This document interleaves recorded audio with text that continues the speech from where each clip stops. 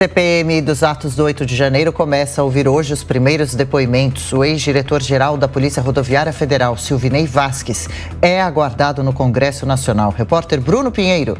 A reunião da CPMI desta terça-feira vai ouvir o ex-diretor-geral da Polícia Rodoviária Federal, Silvinei Vasquez. A reunião será dividida em duas etapas. Na primeira etapa, o depoimento de Silvinei sobre as ações da Polícia Rodoviária Federal durante o segundo turno das eleições, sendo mais exato, na região do Nordeste. De acordo com a investigação, o objetivo da operação era dificultar a chegada dos eleitores de Lula até o local de votação. A reunião inicia com os questionamentos da senadora relatora Elisiane Gama. Na segunda etapa da reunião, 24 requerimentos serão analisados, entre eles alguns que serão reapresentados, inclusive o requerimento que tem como objetivo a convocação do ex-chefe do GSI, o G. Dias, que foi visto nas imagens internas do Palácio do Planalto com a sua equipe e alguns militares, inclusive oferecendo água aos invasores. Na última reunião, a oposição sofreu uma derrota com a rejeição desse requerimento. O deputado Arthur Maia, que está na condução da CPMI, achou que seria importante reapresentar esse requerimento do G. Dias e também do atual ministro da Justiça, Flávio Dino. A expectativa da oposição é conseguir a vitória nesta terça-feira, aprovando esses nomes e agendando o depoimento de G. Dias e de Flávio Dino. Com aliados do governo, eles acreditam que neste momento é importante iniciar a investigação após as eleições, retornando lá em outubro de 2022, e aí seguir uma linha do tempo até chegar às omissões, até os atos do dia 8 de janeiro. De Brasília, o Bruno Pinheiro. Bom, Diogo Schelp girando os nossos comentaristas, falando sobre a expectativa desse depoimento de hoje. Diogo Schelp, em relação ao depoimento do representante da PF, ele teve da Polícia Rodoviária Federal na época da eleição, houve muita polêmica, e será que ele pode confirmar alguma coisa? E será que ele comparecerá à CPI, não é? Exatamente, Thiago. Se ele não comparecer, ele pode ser convocado, né, trazido para depoimento por meio de uma condição coercitiva. Bom, o ex-diretor da Polícia Rodoviária Federal, ele é uma peça importante nessa ideia da CPMI de fazer a reconstituição dos fatos em ordem cronológica desde as eleições, desde o segundo turno, porque a Polícia Rodoviária Federal foi orientada naquela ocasião a iniciar, a fazer no dia das eleições, começou um pouco antes, mas no dia principalmente das eleições, a fazer operações blitz em regiões onde principalmente o presidente Lula tinha uma votação expressiva.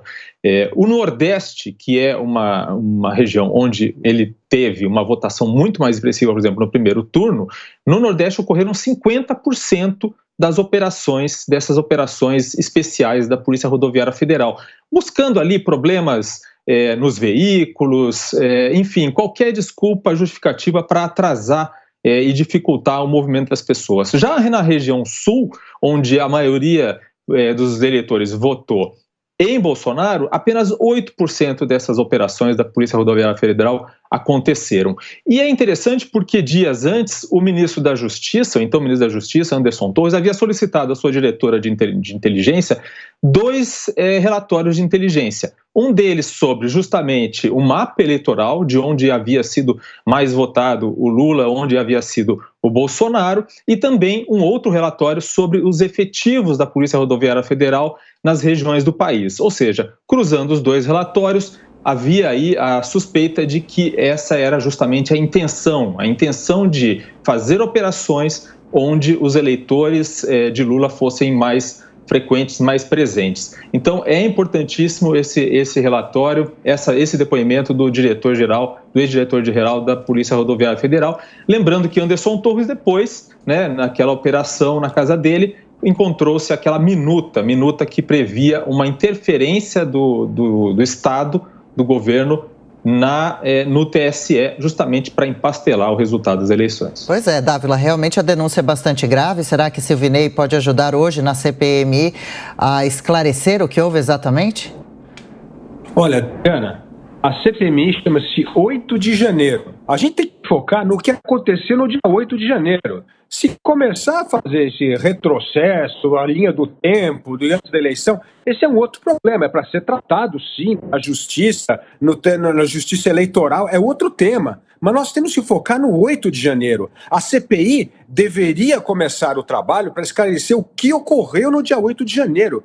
E é impossível entender o que aconteceu no dia 8 de janeiro se você não convida G. Dias, que é responsável por essa segurança institucional e que, como eu disse aqui, estava servindo água, era garçom de sujeito que ia destruir o prédio público. Então, mostra que a CPMI, na verdade, não quer discutir o que aconteceu no dia 8 de janeiro, quer fazer esse revisionismo histórico desde a época da eleição.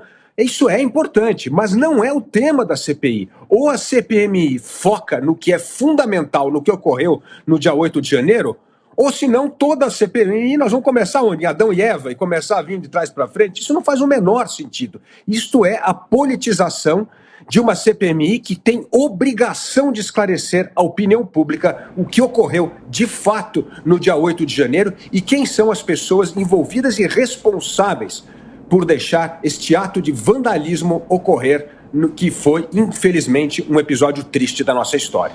Ô Beraldo, você concorda ou discorda que a CPI tem essa abrangência aí? Não, o Dávila tem razão. A gente está começando de trás para frente. Vamos pegar, por exemplo, a Operação Lava Jato.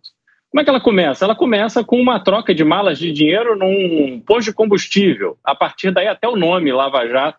E isso a investigação foi levando a pessoas da Petrobras, foi levando a políticos, até que chegou ao Lula. Assim que se dá qualquer investigação, a partir de um fato concreto, que é aquilo que está sendo investigado, você expande para descobrir como é que aquele fato aconteceu, quem está envolvido.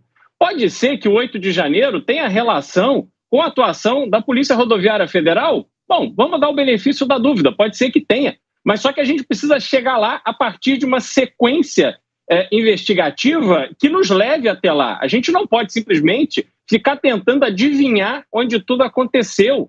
Há chances do diretor da Polícia Rodoviária Federal ter feito blitz com propósito eleitoral. Olha, a menos que tenha sido assim escrito, tenha mensagens, troca de informações ou ligações gravadas, alguma coisa assim, ele dizendo objetivamente isso, vai ser muito difícil, porque a gente sabe que nos estados onde aconteceram essas operações, são estados também onde políticos pagam para eleitores irem votar, e isso é ilegal. Fizeram investigação em cima de ônibus que efetivamente não tinham condição de rodar. Então, isso tudo faz parte do trabalho da Polícia Rodoviária Federal. A gente não pode assumir simplesmente de que, porque isso aconteceu em áreas onde o Lula teve maior votação, tinha um propósito eleitoral. Pode ser que sim? Pode. Mas isso a gente precisa ter a visão completa de como se chegou até ali e não usar a CPMI do 8 de janeiro para isso.